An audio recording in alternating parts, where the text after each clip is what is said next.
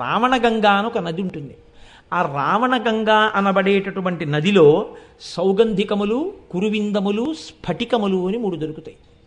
ఇందులో స్ఫటికములు, కురువిందములు అని 2. స్ఫటికములు తెల్లగా ఉంటాయి. స్ఫటికం అంటే దానికి పెద్ద మీకు తెలియక్కర్లేదు. స్ఫటికం అంటే తెలుపు. స్ఫటికము తెల్లగా ఉంటుంది. కురువిందము పద్మరాగమణి కనుక ఎర్రగా ఉంటుంది. ఈ పద్మరాగం కానీ స్ఫటికం దగ్గర పెట్టారనుకోండి, ఈ పద్మరాగము యొక్క కాంతి స్ఫటికాన్ని కప్పేస్తుంది. ఈ ఎరుపులో తెలుపు ఉండిపోతుంది. ఇది కూడా ఎర్రగా ప్రకాశిస్తుంది. కానీ అది మాత్రం పద్మరాగాన్ని పక్కకి తీస్తే మళ్ళీ తన తెలుపులోనే ఉంటుంది. ఆ ఎరుపు తెలుపుని ఎరుపులా కనపడేటట్టు చేసిందేమో కానీ అది మాత్రం ఎప్పుడూ తెల్లగానే ఉంది. ఆ తెలుపు శివుడు, ఈ ఎరుపు అమ్మ. ఈ ఎరుపు పద్మరాగమణి, ఆ తెలుపు పరమశివుడు. ఈ పద్మరాగమణి ఎంత ఎర్రగా ఉంటుంది అన్నారు. ఈ కురువిందములు మంకెన పువ్వు యొక్క ఎరుపు, గురువింద పువ్వు యొక్క ఎరుపు, ఆరుద్ర పురుగు యొక్క ఎరుపు, మందార పువ్వు యొక్క ఎరుపు, లొద్దుక పువ్వు యొక్క ఎరుపు, రక్తము యొక్క ఎరుపు ఎలా ఉంటుందో అంత ఎర్రగా ఉంటాయి పద్మరాగమణులు. ఇంత ఎర్రగా ఉండేటటువంటి పద్మరాగమణులు అమ్మవారి యొక్క కిరీటంలో ఉన్నాయని తెలుసుకుని కురువిందమణి అన్న మాట నోటితో పలికితే ఏమవుతుంది అంటే, దానివల్ల భవస్యాబుద్ధ్యాగనే తవ పరిజనో కామానురాగాః కురువిందజేషు శనైర్నతాదృక్స్ఫటికోద్భవేషు మాంగళ్యయుక్తా హరిభక్తిదాశ్చ వృద్ధిప్రదాస్తే స్మరణాద్భవంతి. ఎవరైతే నోటితో స్ఫటికము అన్న మాట అంటారో, ఎవరు నోటితో పద్మరాగము అన్న మాట అంటారో, ఈ 2 మాటల్ని అంటే చాల్ట. మాంగళ్యయుక్తా హరిభక్తిదాశ్చ వృద్ధిప్రదాస్తే స్మరణాద్భవంతి. నోటితో అనడం కాదు, స్మరణాత్, మనసులో ఒకసారి తలుచుకుంటే చాలు పద్మరాగమణి ఎర్రగా ఉంటుంది అని. కానీ స్ఫటికం తెల్లగా ఉంటుంది అని కానీ ఒకసారి మనసులో అనుకుంటే ఉత్తర క్షణంలో ఈ 2టికి ఒక శక్తి ఉంది. మీకు మంగళములను కటాక్షిస్తాయి, మీకు శుభాన్ని ఇస్తాయి. కాబట్టి ఇప్పుడు అమ్మవారి కిరీటమునందు పద్మరాగమణులుంటే అవి మీకు ఏ శుభాన్ని చేకూరుస్తాయి అంటే హరిభక్తిదాంశ్చ. ఇవి మీకు వెంటనే హరిభక్తిదాశ్చ, హరిభక్తినిస్తాయి. హరి అనగా విష్ణువు, విష్ణువు అనగా పురుష రూపమునందుంటే విష్ణువు, స్త్రీ రూపమునందుంటే అమ్మవారు, అంతే. అందుకే అలంకార ప్రియత్వం విష్ణువుకి ఉంటుంది, అలంకార ప్రియత్వం అమ్మవారికి ఉంటుంది. ఆయన నేను ఎప్పుడెప్పుడు అవతారం దాల్చినా దీని కొరకు అంటే, నన్ను ఈ కంటితో చూడాలని కోరుకున్న వారి కొరకు, రాక్షస సంహారము కొరకు అంటాడు. పరిత్రాణాయ సాధూనాం వినాశాయ చ దుష్కృతాం ధర్మ సంస్థాపనార్థాయ సంభవామి యుగే యుగే అంటాడు. అమ్మవారు అంటుంది దేవీ భాగవతంలో, యదా యదా హి సాధూనాం దుఃఖం భవతి దానవ తదా తేషాంచి రక్షార్థం దేహం సంధారయామ్యహం. 2టికి ఒక్కటే అర్థం. ఎప్పుడెప్పుడు సాధుపురుషులు దుర్జనుల వలన బాధపడి నేను రావాలని కోరుకుంటారో అప్పుడు నేను ఒక రూపం తీసుకుని వచ్చి రాక్షస సంహారం చేసి సాధుపురుషులను రక్షించి నేను ధర్మాన్ని నిలబెడతాను. శ్రీకృష్ణ పరమాత్మ కూడా ఇదే అంటాడు. పుంస్వరూపంతో ఆయన ఏమంటాడో స్త్రీ స్వరూపంతో అమ్మవారు అదే అంటుంది. కాబట్టి అమ్మవారి యందు భక్తి కలగడానికి పద్మరాగమణి యొక్క పేరు నోటితో తలుచుకుంటే చాలు, మనసులో స్మరిస్తే చాలు. నోటితో పలికిన, మనసులో స్మరించిన అమ్మవారి యందు భక్తి కలుగుతుంది. అమ్మవారి యందు భక్తి కలగడం అంటే ఏమిటి? మీరు లలితా సహస్రం తెలియకుండా చదివితే ఒకనాడు అమ్మవారు మీకు దాని వెనక ఉన్న రహస్యం తెలుసుకునే అవకాశాన్ని కృపచేస్తుంది. ఓహో, నాకున్న నాలుకకు ఒక పరిధి ఉంది, ఈ పరుధులు మీకు అర్థమవుతాయి. ఆవిడ కిరీటం పెట్టుకుని ఉంది, చూస్తోంది. ఇది మీకు రాగానే మీకు భయం ఉంటుంది. ఈ భయం ఉండగానే ప్రవర్తన చక్కబడిపోతుంది. ఒకరి కోసం కాదు, ఆవిడ చూస్తోందన్న భయంతో జాగ్రత్త పడిపోతారు. ఈ జాగ్రత్త వచ్చేటట్టుగా అమ్మవారి ఎడల భక్తి కలగడం, భక్తితో పాటుగా ఆవిడ చెప్పిన మాట అతిక్రమించడానికి భయం కూడా కలగడం. ఈ రెండూ కలగడం అనబడేటటువంటి మంగళం దేనివల్ల వస్తుందంటే కురువిందమణి శ్రేణి కనత్కోటి ఇరమండిత అని కురువిందమణి అన్న మాటని నోటితో పలకడం వల్ల వస్తుంది. మనసులో ఎర్రగా ఉంటుంది, పసుపచ్చటి బంగారు కిరీటంలో ఎర్రటి మణి పెట్టుకుని ఉంటుంది అన్నది మీరు ఇక్కడ చూడగలిగితే మీకు ఆ ఫలితం వస్తుంది. అందుకని ఆ మాట అమ్మవారు వసిన్యాది దేవతలతో చెప్పించింది తప్ప తను పెట్టుకున్నానని చెప్పడానికి కాదు. ఈ మాట మీరంటే మీకు అమ్మవారి ఎడల భక్తి కలిగితే, భక్తితో పాటు భయం కలిగితే, భయముతో కూడిన భక్తి చేత మీరు మీ యొక్క పరుదులను తెలుసుకుని జాగ్రత్తగా ప్రవర్తిస్తే ఆఖరణ మీరు మళ్ళీ అమ్మవారిలోనే చేరేటట్టుగా అనుగ్రహింపబడి మీ కుటుంబం అంతా సంతోషంగా ఉండాలని అమ్మవారు ఈ నామాన్ని లలితా సహస్రంలో ఇప్పించింది. కాబట్టి ఇది ఈ నామము యొక్క పరమ ప్రయోజనం. అయితే మీరు ఒక్కటి ఆలోచించండి, ఇక్కడ మీరు ఒక విషయాన్ని కొంచెం జాగ్రత్తగా పట్టుకోవాల్సి ఉంటుంది. బాగుందండి మీరు ఈ మాట చెప్పారు, కానీ కిరీటం పెట్టుకున్న వాళ్ళందరూ కూడా తామే సార్వభౌమాధికారులు కారు. ఎందుకనంటే ఒక తహసీల్దార్ ఉంటాడు, ఆయన ఒక కిరీటం పెట్టుకున్నాడు అనుకోండి, ఆయన మండలాధికారి అనేవారు పూర్వం. ఆయన ఒక కిరీటం పెట్టుకుంటాడు, చిన్న కిరీటం. ఈ మండలాధికారి ఒక సామంతరాజు ఉంటాడు చక్రవర్తి దగ్గర, సామంతరాజు ఉంటాడు. ఆ సామంతరాజు ఓ కిరీటం పెట్టుకుంటాడు, సేనాపతి ఓ కిరీటం పెట్టుకుంటాడు, రాజుగారు ఒక కిరీటం పెట్టుకుంటారు. ఈ సామంతరాజు గారు చక్రవర్తి దగ్గరికి వెడతాడు, ఆ చక్రవర్తి దగ్గర చక్రవర్తి ఓ కిరీటం పెట్టుకుంటాడు. అందరి కిరీటముల కన్నా పెద్ద కిరీటం ఎవరు పెట్టుకుంటారంటే, శోభాయమానమైన కిరీటం ఎవరిది అంటే చక్రవర్తి పెట్టుకునేటటువంటి కిరీటం శోభాయమానమై ఉంటుంది. ఎందుకని? చక్రవర్తి లేనప్పుడు, చక్రవర్తి దూరంగా ఉండగా తన రాజ్యాన్ని తాను పాలిస్తున్నప్పుడు సామంతరాజు ప్రభువు. సామంతరాజు ఎక్కడో ఉన్నప్పుడు ఒక మండలాన్ని పరిపాలిస్తున్నటువంటి వాడు ప్రభువు. కానీ ఆయన కనపడినప్పుడు ఈ కిరీటానికి విలువ తగ్గిపోయింది. ఈయన కిరీటం పెట్టుకుని ఉన్నా ఎంత పన్ను వసూలు చేస్తున్నావు అన్నాడు అనుకోండి, సామంతరాజు వచ్చి మండలాధికారిని, అయ్యా 100 బస్తాలు పండితే 6 బస్తాలు పుచ్చుకుంటున్నాను అన్నాడు అనుకోండి, పుచ్చుకోకో, వాళ్ళు ఇబ్బంది పడుతున్నారు 4 పుచ్చుకో అన్నాడు అనుకోండి, ఈ కిరీటం అధికారం ఏమైంది? ఆ కిరీటం తగ్గించేసింది. ఇప్పుడు ఈయన ఏం చేయాలి? 4 బస్తాలే పుచ్చుకోవాలి. ఈయన సామంతరాజు చక్రవర్తి దగ్గరికి వెళ్ళి కప్పం కట్టాడు, ఎంత పుచ్చుకుంటున్నావో నీ దగ్గర పన్ను అన్నాడు. 100 బస్తాలు పండితే 4 బస్తాలు పుచ్చుకుంటున్నాను మహాప్రభు అన్నాడు. వద్దు, వాళ్ళు చాలా ఇబ్బందుల్లో ఉన్నారని చెప్పారు, ఎందుకు పుచ్చుకుంటున్నావు 4 బస్తాలు? 3 పుచ్చుకో, నాకు కట్టేది కూడా కొంత తగ్గించుకో అన్నాడు. ఇప్పుడు ఈ కిరీటం గౌరవం ఏమైంది? ఆ కిరీటం ముందు తగ్గిపోయింది. ఆ కిరీటం కూడా ఏ కిరీటం ముందైనా అలాగే తగ్గిపోతుందా? చక్రవర్తి కిరీటం కూడా తగ్గిపోతుంది. ఎక్కడో తెలుసా అండి? సమస్త లోకములను పరిపాలించేటటువంటికి కంటికి కనపడని ప్రభువు యొక్క కిరీటము ముందు ఈ కిరీటాలు కూడా పనికిరాని కిరీటాలే. ఆ కిరీటం, ఈ కిరీటాలు నిలబడడానికి హేతువై ఉన్నది. ఆ శక్తి ఆవిడలోంచి వస్తోంది. అందుకే పూర్వం చాలా గొప్ప పూజ చేసి చక్రవర్తి యొక్క పరమ ఆంతరంగిక పరివారం అని ఉంటారు, వారు తప్ప వేరొకరు ముట్టుకోరు. రాజదండాన్ని ఎవరు పడితే వాళ్ళు వెళ్ళి ముట్టుకుని తీసుకొచ్చి, ఎవరు పడితే వాళ్ళు వెళ్ళిపోయి పట్టుకొచ్చి రాజుగారు ఇదిగోనండి అని చెప్పి ఏదో పట్టుకొచ్చి చేతిలో పెట్టడానికి వీల్లేదు రాజదండాన్ని. అలాగే చక్రవర్తి ధరించేటటువంటి ఖడ్గం ఉంటుంది, ఖడ్గాన్ని ఎవరు పడితే వారు ముట్టుకోరు. ఆ ఖడ్గాన్ని ముట్టుకోవాలన్నా పట్టుకొచ్చి ఇవ్వాలన్నా దానికి ఒక ప్రయోజనం ఉంటుంది, దానికి ఒక గొప్ప అధికారం ఉన్న వాళ్ళు ఉంటారు, వాళ్ళు తప్ప పట్టుకుని ఇవ్వకూడదు. అంత గొప్ప విజయనగర సామ్రాజ్యం పతనమైపోవడానికి కారణం ఏమిటో తెలుసా అండి మీకు? దక్షిణ భారతదేశంలో ఎదురులేని రాజ్యంగా పరిఢవిల్లి కృష్ణదేవరాయల చేత పరిపాలింపబడి శత్రువుల చేత కన్నెత్తి చూడబడని విజయనగరం పతనమైపోవడానికి కారణం ఒక్కటే. అనువంశికంగా వస్తున్నటువంటి ఖడ్గాన్ని, రామరాయల వారి ఖడ్గాన్ని ఒకరోజు రాత్రి యుద్ధభూమిలో శిబిరంలో ముట్టుకోవడానికి అధికారం లేని వ్యక్తి ముట్టుకున్నాడంతే, విజయనగరం పతనం అయిపోయింది. తల్లికోట యుద్ధంలో అందరి బుద్ధి కప్పబడిపోయిందంతే. ఏటికి అవతల ఒడ్డున శత్రు సైనికులు ఉన్నారు, ఏటికి యువతల ఒడ్డున రామరాయలు ఉన్నాడు. రామరాయలు బొటనవేలుతో రాసేస్తాడు ఆ సైన్యాన్ని, అంత సైన్యం రామరాయలది.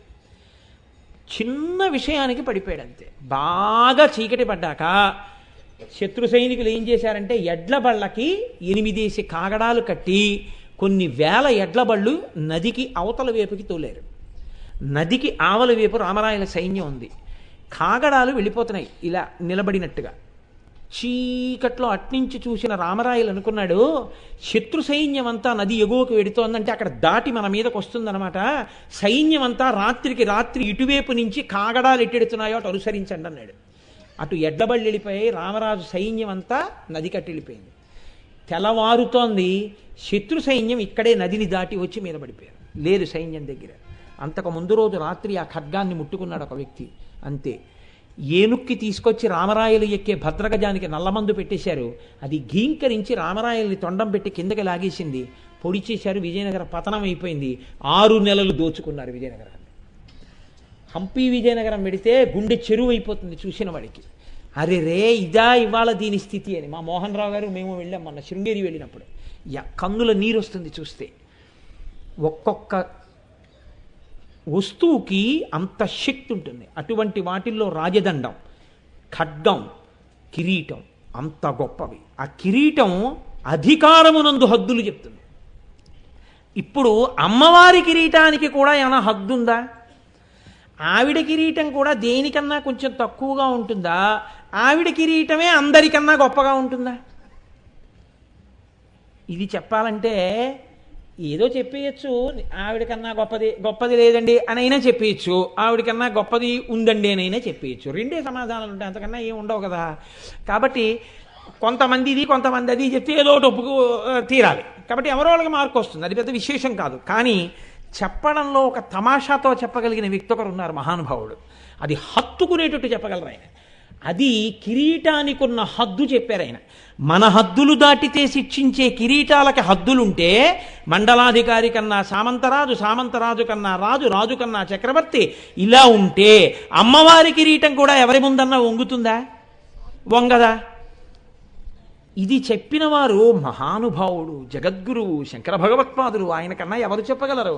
సౌందర్యలహరిలో అమృత భాండం అండి. అటువంటి శ్లోకం ఒకటి రచన చేశారంటే మన మనసుని హత్తుకోవాలని. ఒక శ్లోకంతో విషయము చెప్తారు, ఒక శ్లోకంలో చెప్పి చెప్పకుండా ధ్యానం చేయిస్తారు, ఒక శ్లోకంలో ఒక నాటకీయ సన్నివేశాన్ని చూపిస్తారు. అలా చెప్పడంలో శంకరులకి శంకరులే సాటి, వేరొకరికి అంతటి ప్రజ్ఞ భాషించడం దుర్లభం. అది ఆయన మహానుభావుడు. ఆయన అంటారు, కిరీటం వైరించం పరిహరపుర కైటబభిద కఠోరే కోటీరే స్థలసిజహిజం భారిమకుటం ప్రణమ్రేష్వేతేషు ప్రసభముపయాతస్య భవనం భవస్యాభ్యుత్థానే తవ పరిజనోక్తిర్విజయతే. ఇందులో శంకరాచార్యులు వారు అంటారు, అమ్మవారు ఒకనాడు సింహాసనం మీద కూర్చునుందిట. అమ్మవారు సింహాసనం మీద కూర్చుంటే అమ్మవారిని సేవించడం కోసమని చెప్పి వచ్చి కూర్చున్నారు కొంతమంది. ఆయన ప్రభువు, ఆయన ముందు కూర్చోకూడదు అన్న భయానికి గుర్తేమిటో తెలుసా అండి? ఆయన తేజస్సు మీరు తట్టుకోలేరని గుర్తేమిటంటే ఆయనకి ఎదురు మీరు కూర్చోకూడదు, ఆయనకు ఒక పక్క కూర్చోవాలి. అందుకే ప్రభువు సింహాసనం మీద కూర్చుంటాడు, మంత్రి సామంతులు పురజనులు అందరూ ఇలా ఉంటారు తప్ప ఎదురుగుండా ఎవరు కూర్చోరు చక్రవర్తికి. ఆయన దగ్గరకు వచ్చినా ఆయనతో మాట్లాడినా చెయ్యి అడ్డు పెట్టుకుని అలా మాట్లాడవలసింది. ఆయన సభలో కూర్చుని ఉండగా దేని తర్వాత ఏది జరగాలి అన్నది ఆయనే చెప్తారు. ఎంతో మహాపురుషులైతే తప్ప లోపలికొచ్చి సభ జరుగుతుండగా ఫలానా వాళ్ళు వస్తున్నారు అని చెప్పకూడదు. సభ నడుస్తున్నప్పుడు సభా కార్యక్రమం జరగాలి. ఆవిడేదో జరిపిస్తోంది కార్యక్రమం. ఎవరున్నారు సభలో? చతుర్ముఖ బ్రహ్మగారు ఉన్నారు. ఈ లోకములన్నిటినీ సృష్టి చేస్తాడు ఆయన. సృష్టి చేసేటటువంటి బ్రహ్మగారు కూర్చుని ఉన్నారు. అంటే ఇప్పుడు బ్రహ్మగారు ఉన్నారు అనగానే మీకు విషయం గుర్తు రావాలి. ఎన్ని తలకాయలతో ఉన్నాడు? 4 తలకాయలతో ఉన్నాడు. 4 తలకాయల మీద 4 కిరీటాలు ఉన్నాయి. శ్రీ మహావిష్ణువు ఉన్నారు, ఆయన తల మీద ఓ కిరీటం ఉంది. దేవతలకి పరిపాలకుడు ఇంద్రుడు ఉన్నాడు, ఆయన కిరీటం పెట్టుకున్నాడు. వాళ్ళు ముగ్గురే అమ్మవారి దగ్గర భయభక్తులతో కింద పరివారంలో కూర్చుని ఉన్నారంటే ఇంకింతకన్నా గొప్ప వాళ్ళు ఉంటారని మీరు ఎలా అనుకుంటున్నారు?